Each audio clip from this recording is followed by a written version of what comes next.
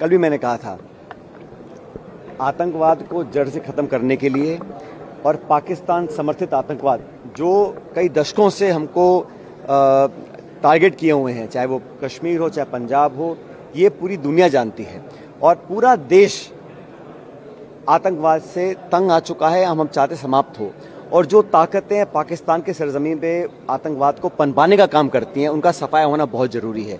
इसमें कोई दो राय नहीं है, इसमें कोई अलग अलग बात करने का मतलब नहीं बनता। सारे दल, पक्ष विपक्ष, पूरा देश एकजुट है और होना भी चाहिए।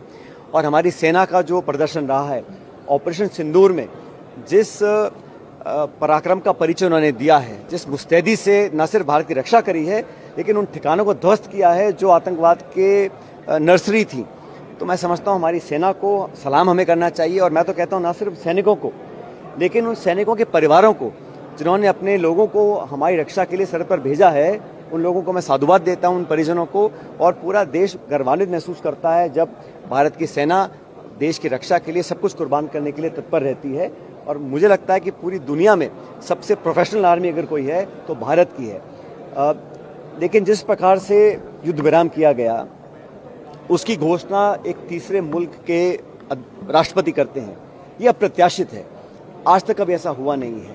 और क्योंकि पाकिस्तान ने सीज फायर की घोषणा के चंद घंटों बाद उसका वायलेशन किया, कश्मीर बॉर्डर पर लगातार मोटर बॉम्ब्स और फायरिंग करी, कई निहत्थे लोगों की, निर्दोष लोगों की जानें गई हैं।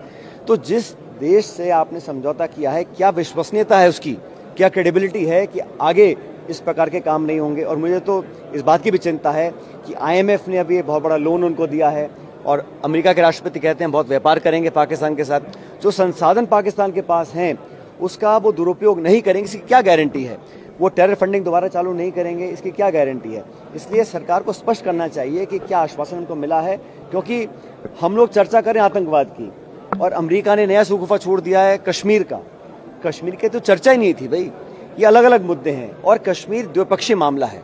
इसका अंतर्राष्ट्रीयकरण करना मैं समझता हूँ बड़ा दुर्भाग्यपूर्ण है, होना नहीं चाहिए। और मुझे लगता है कि अलग अलग देशों से जो आवाज़ें आ रही हैं उसमें कहीं ना कहीं भारत और पाकिस्तान को एक तराजू में तोलने का काम किया जा रहा है। कल भी मैंने कहा था, आतंकवाद को जड़ से खत्म करने के लिए और पाकिस्तान समर्थित आतंकवाद जो कई दशकों से हमको टारगेट किए हुए हैं, चाहे वो कश्मीर हो चाहे पंजाब हो, ये पूरी दुनिया जानती है और पूरा देश आतंकवाद से तंग आ चुका है। हम चाहते समाप्त हो और जो ताकतें पाकिस्तान के सरजमीन पे आतंकवाद को पनपाने का काम करती हैं, उनका सफाया होना बहुत ज़रूरी है। इसमें कोई दो राय नहीं है।